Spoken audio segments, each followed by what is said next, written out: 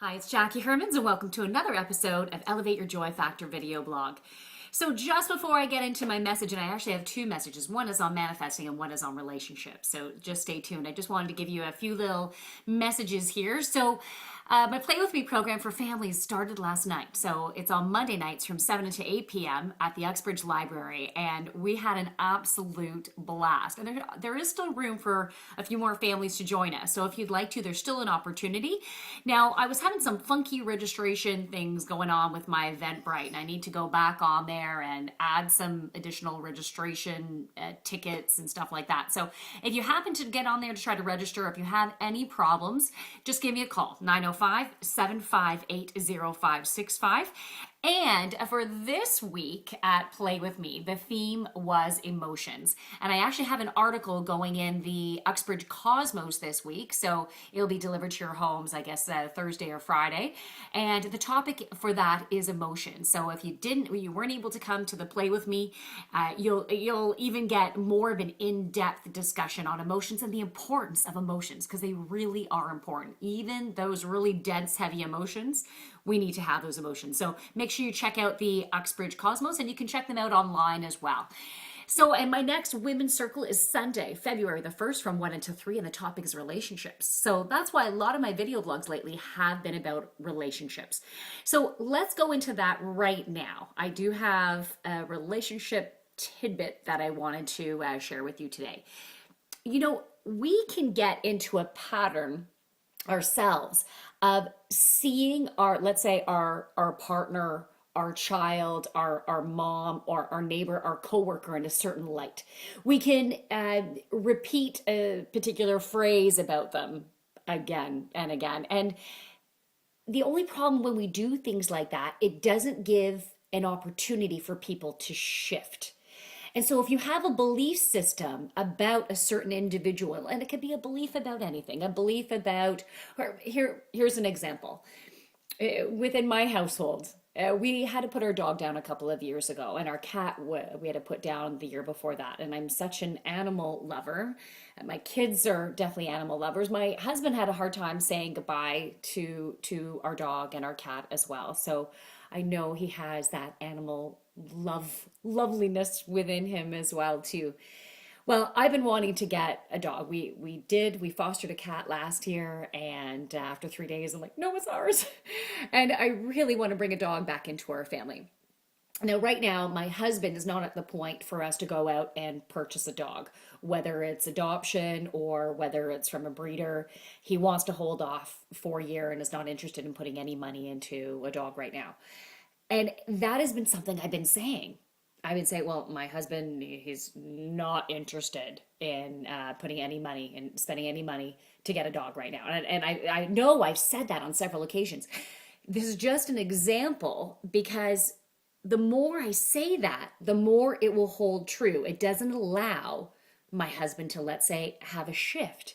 We all shift. And I mentioned this in video blogs before. I'm not the same person that I was 10 years ago. I'm not the same person that I was 5 years ago, 2 years ago, 2 months ago, 2 weeks ago. We are constantly changing and evolving, providing we are open to all the insights that our life provides us, so we can have new ways of looking at things, so we can raise our vibration up and continue to learn and to grow and to see things in a new light.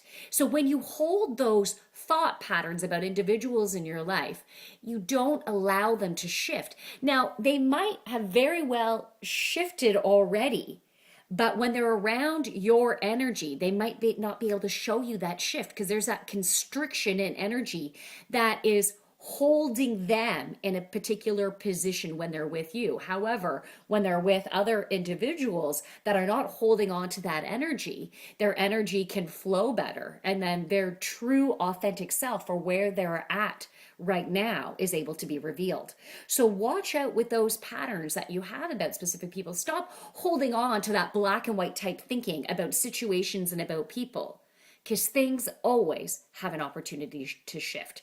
Now, the other topic I want to bring into this one is about manifesting. So a lot of us set some goals for 2015, and it's really important for you not to hold on too tightly to the way you think it should be, the way you want it to happen, the way you dream that it could happen, because there's so many different ways that things can happen. So for example, I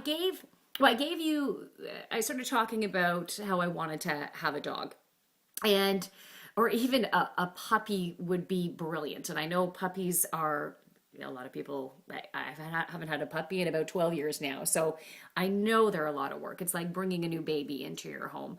My kid, I think it'd be a wonderful experience for my kids. Why am I going into the puppy thing? Where was I going with this? Oh, okay, so I want a puppy or a young dog, so we have an opportunity to train them. And I have been thinking about all these beautiful ways this manifestation could happen. And it is fun to dream, right? And I had all these brilliant synchronicities that happened.